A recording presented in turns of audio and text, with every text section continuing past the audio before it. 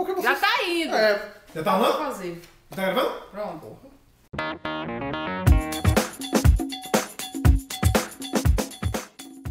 Fala galera, tudo certo? E aí, vamos começar mais um Papo de Ovelha. Vamos deixar um pouco da rivalidade de DC versus Marvel, de super-heróis, e vamos falar do grande herói brasileiro. Vamos falar de Maurício de Souza, um dos grandes, se não o maior, né? Cartunista brasileiro que se tem ideia. Bom, hoje eu tô aqui com a Bia, né? A voz do além, que é a nossa cameraman. Vamos falar hoje sobre Graphic MSP, esse grande acervo que foi criado recentemente. A Bia vai falar um pouco aqui sobre isso e vamos bater um papo de ovelha hoje. Bom, Ronan, assim, muitas pessoas elas pensam que o selo Graphic MSP, que é esse pretinho com o Bidu, ele surgiu do nada. Nada surgiu do nada, na verdade. Os autores eles não simplesmente acordaram, hoje eu vou escrever o astronauta magnetar. Não é assim que funciona. Really? Então, em 2009, os editores, os funcionários de Maurício, eles tiveram a ideia de criar um álbum comemorativo dos 50 anos de carreira do Maurício. Então eles lançaram esse primeiro álbum aqui, o álbum azul, que você tem inclusive uma história do Ivan Reis, o carinha que escreve e desenha pra... Ele desenha, né? Desenhista do... desenhou da DC. Recentemente. Ele tá muito com a DC agora, mas é um grande artista. Além de... São 50, né? É MSP 50. Em 2010, o álbum fez muito sucesso, então em 2010 eles lançaram o álbum vermelho, em 2011 o álbum amarelo. Eles tentaram sempre reunir todos os artistas brasileiros para poder fazer tanto roteiro quanto arte. Nós temos Ziraldo, quem não conhece o Ziraldo, nessa daqui a gente tem uma história do Mike Deodato Jr., que também é bem conhecido no ramo DC Marvel. Assim. Depois desse sucesso, né, das MSP 50, vieram as Graphic MSP, que é uma roupagem dos clássicos personagens do Maurício de Souza. Exatamente. Todos esses álbuns eles já faziam isso. A proposta do álbum era essa. Esses 150 autores fazerem histórias, roteiro e arte dos personagens do Maurício de Souza com seus próprios traços, os seus próprios estilos de roteiro e ideias de personagem. Eles inclusive fazem fusões de universos, Penadinho com o universo do Louco. Eles colocam a turma do Chachado, que também é muito conhecida aqui no Brasil. Eles pegam a turma do Chachado, a turma do pessoal do Ninho Maluquinho. Então eles conseguem fundir esses universos. Fica bem legal. E depois que isso tudo fez sucesso, então eles resolveram realmente, vamos levar essa ideia adiante. O Maurício gostou muito, tanto que tiveram as continuações. E vamos seguir para Graphic MSP. E aí eles começam com o primeiro lançamento, que foi o Magnetar, que é o do astronauta. O Magnetar foi o primeiro que eu li. Coincidentemente foi o primeiro lançado, foi o primeiro que eu li. E Magnetar é uma história assim, ela é absurdamente boa. O traço é muito bom. A história, o roteiro, é uma coisa que você fica angustiado, você torce pelo personagem.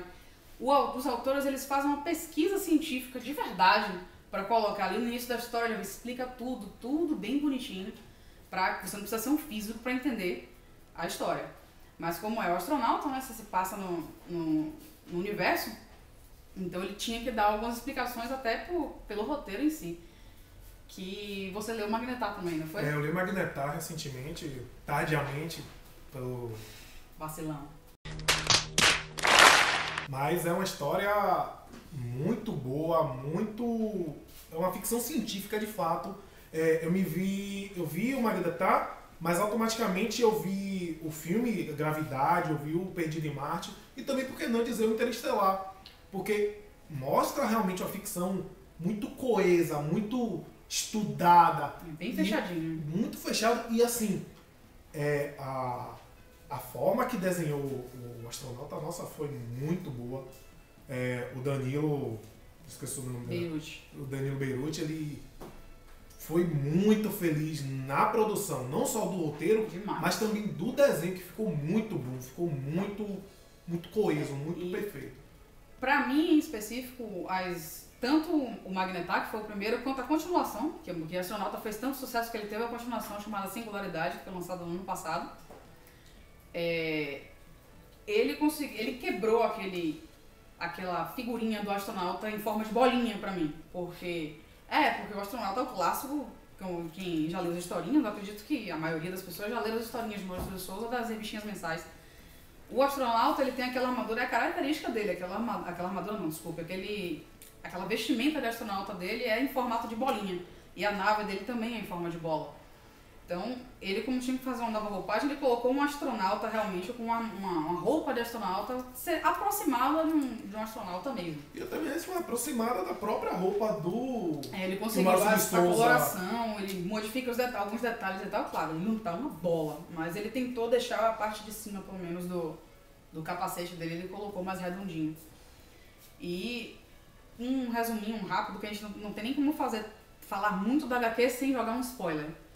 Mas, basicamente, o astronauta está investigando um fenômeno no espaço e a nave dele quebra. Só que quebra de uma forma que ele fica sem comunicação, ele não tem recursos suficientes, então você fica naquela, você fica realmente angustiado, ele tentando sobreviver e você fica, ele sobrevive, não sobrevive. Ai, meu Deus. Dá uma angústia, realmente. E eles foram muito felizes na sequência de quadrinhos, ficou muito bem feito, uma história muito boa. Depois do Magnetar, que teve a sequência do Singularidade, nós temos o Lições. Laços. Os Laços. Laços veio primeiro. Eu também li recentemente, eu me sinto muito estúpido de não ter lido Sim, antes. Eu concordo com você é estúpido.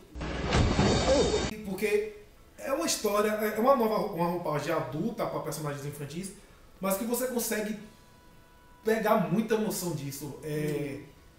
A ideia de lições... Laços. De laços, de novo. De laços é uma coisa de amizade que remete muito a filmes antigos como o Conte Comigo. Sim, Conta clássico Comigo. da Sessão da Tarde, que você realmente tem aquela coisa nostálgica de você sair por aí, fazendo aventura com os amigos e ter aquela amizade de fato, entendeu? Pois é, agora é uma aventura que eles resolvem fazer porque o Floquinho sumiu.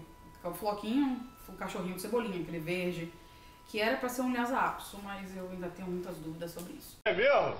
Ele sumiu, então quer que o Cebolinha, com os nossos planos infalíveis maravilhosos dele, o que ele vai fazer? Não, eu vou procurar meu cachorro. E a turminha que segue atrás dele. Só que diferente do universo das revistas mensais, eles vão pra rua, eles vão não sei o que, eles enfrentam o Capitão Feio, eles fazem um monte de coisa e os pais estão cagando. Que faz relapsos. Assim. Na MSP, como a roupagem da MSP ela é toda voltada mais para um público um pouco mais adulto, as histórias são mais maduras, quando eles somem de casa, porque quando a criança some de casa, o que é que você faz? Você chama a polícia. E é exatamente o que os pais deles fazem. Eles vão procurar o Floquinho e os pais chamam a polícia. É claro que tem todo o desenvolvimento da história, o que aconteceu com o Floquinho e tal. Que também não dá pra falar muito. Infelizmente a gente não pode falar demais, senão a gente vai soltar um spoiler aí e não é agradável. E Laços também teve continuação, que é o Lições. Isso, é a continuação, tá? Lições também é muito lindo. Você não precisa ler Laços pra entender Lições, mas ele linka diretamente. O que os meninos aprontam em Laços reflete no comportamento e tem consequências, porque quando uma criança faz uma besteira, os pais eles castigam. Claro que violência não, lembra da lei da pomada, tá? Não tem nenhuma violência no quadrinho. Mas eles têm que sofrer sanções, como toda criança que tem que ser disciplinada. Então acontece. Em Lições, o universo é todo dentro da escola.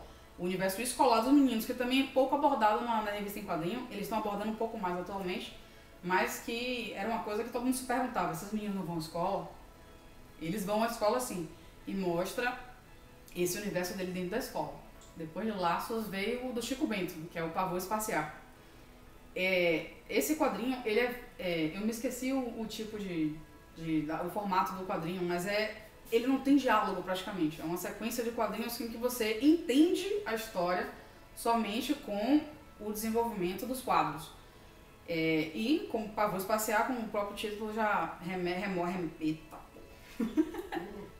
ele remete o Chico Bento, só o Chico Bento, o Zé Lelé, a galinha do Chico, a Gesserda, e o porquinho, o Torresmo. São os únicos personagens de Maurício de Souza que participam dessa história. Eles são abduzidos. Então é interessante a história, você ver como ele consegue desenvolver uns quadros sem diálogo para uma história de abdução.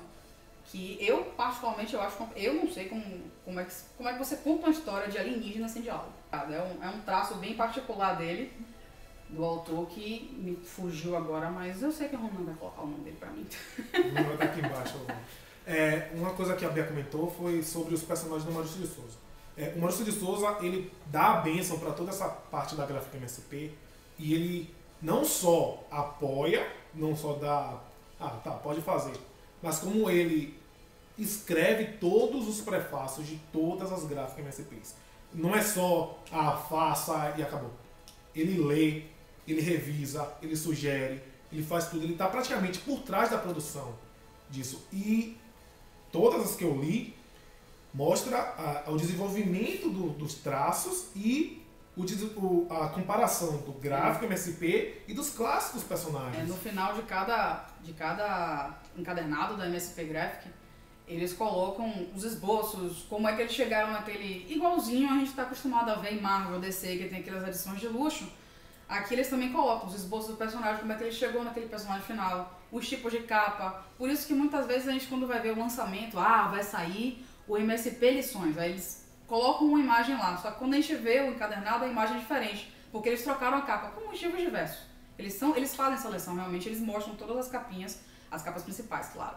Uma outra coisa também que eu esqueci de falar antes, esses 3 álbuns iniciais, o que, além das histórias serem boas, os traços, você vê traços diversos dos personagens, você vê muito respeito aqui em relação aos autores, porque Ivan Reis é conhecido, o Mike Deodato Jr. também é muito conhecido no cenário, Ziraldo e tal, mas tem gente aqui que teve uma oportunidade de ouro, teve gente que alavancou muito os seus quadrinhos independentes, tinha gente que não era conhecida e que ficou conhecida a partir desses álbuns. No final deles, ele coloca o nome do autor, coloca o site, para quem tem site, ele faz um resumo da biografia do autor, ele faz uma historinha, então eles respeitam muito os autores. E claro, no Graphic MSP, como normalmente é de 1 a 3 autores, entre roteirista, desenhista, arte finalista e a composição básica, é óbvio que aqui também tem um respeito bem claro.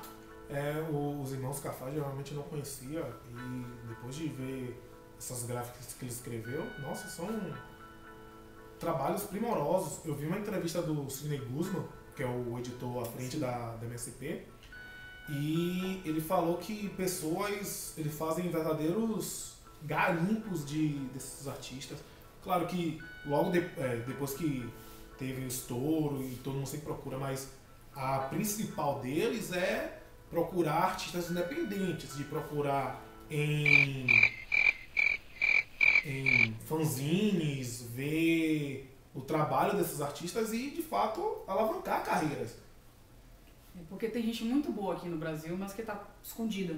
Ou porque a gente está com aquele costume de Marvel, DC, Vertigo e, enfim, diversos selos. Pensar só que o que vem de fora é melhor, sendo que eles têm muita coisa boa e aqui. Tem muito artista daqui que trabalha pra lá.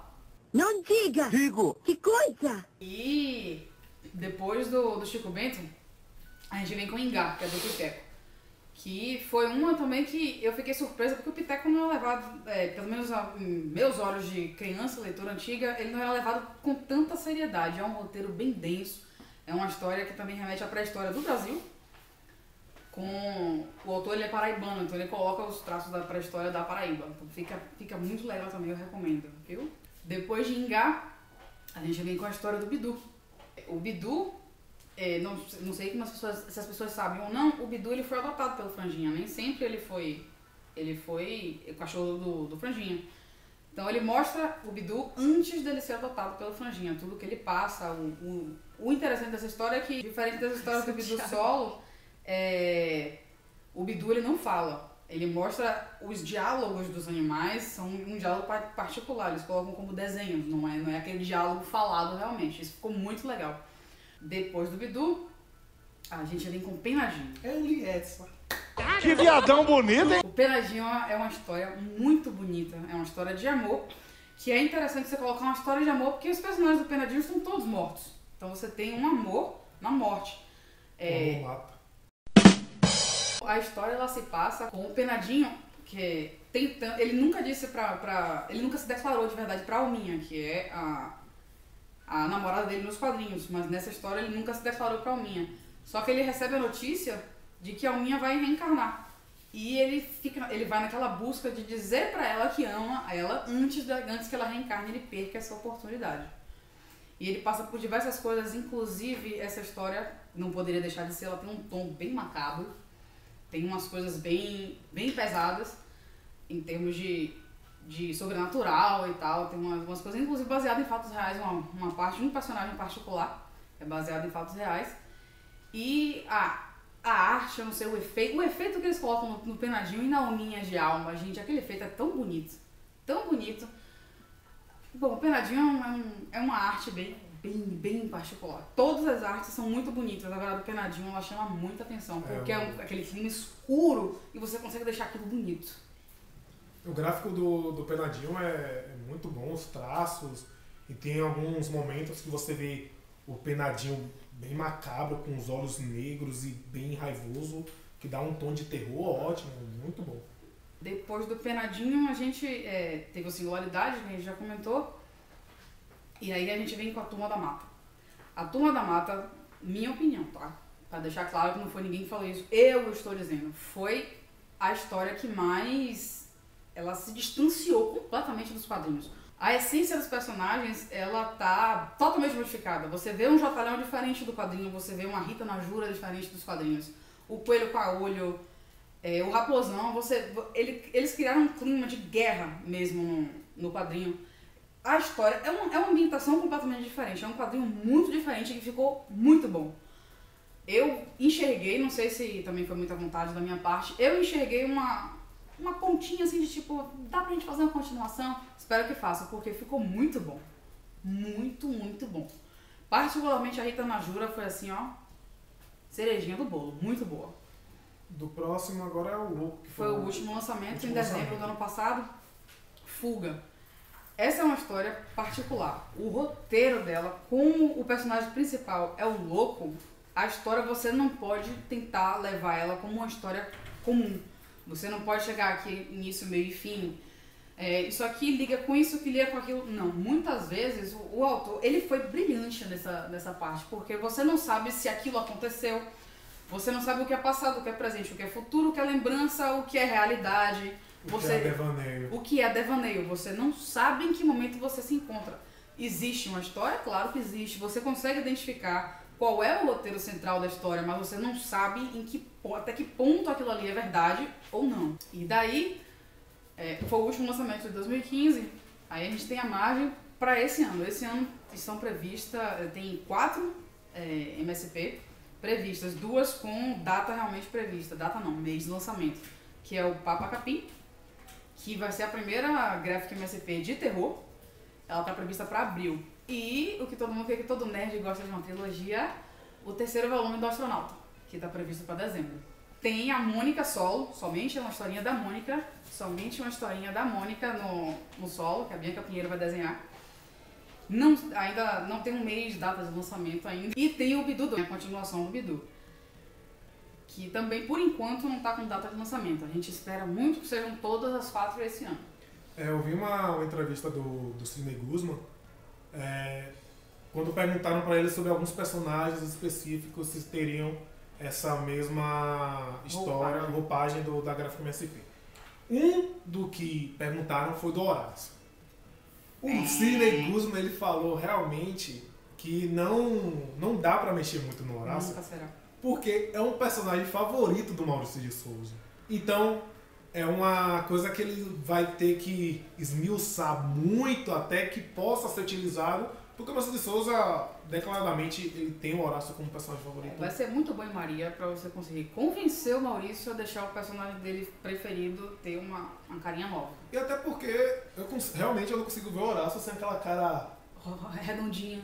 Parecendo um Tiranossauro Rex. O Horácio. O Horácio aqui, ó. Fofinho. O Horácio é fofo, gente. Ele é um tiranossauro vegetariano. Ele é fofo. E uma coisa que eu particularmente não esperava.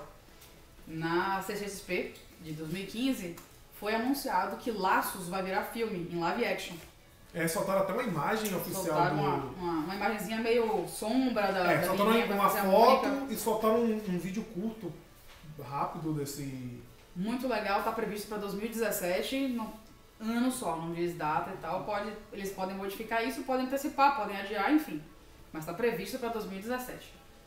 O que já deixa crer que Laços realmente foi o que eles mais... foi a Graphic que fez um sucesso maior por ter a turminha mais lida. Não, é porque é a turma mais lida mesmo. Até porque é a turma da Mônica. Não dá pra fazer sem o engraçado é que o protagonista, na verdade, é o Cebolinha. O engraçado é que na gráfica, né, eles citam, né? Por que a turma da Mônica? Por que a turma da Mônica? Eu sempre perguntei também, por que a turma da Mônica? E não, sei lá, do Cascão, do Cebolinha? Porque a Mônica é filha do Maurício, ponto. Não diga! Digo! Que coisa! O Cebolinha, ele foi criado primeiro, realmente. O Cebolinha foi criado primeiro, o Franjinha foi criado primeiro, o Bidu foi criado primeiro. Então, o Bidu, ele tem um carinho particular porque ele vai no selo da Graphic e no selo da Maurício de Souza Produções. O Bidu, ele é icônico. Eu acho que é o cachorro mais famoso depois da Les. Tem o Snoopy também.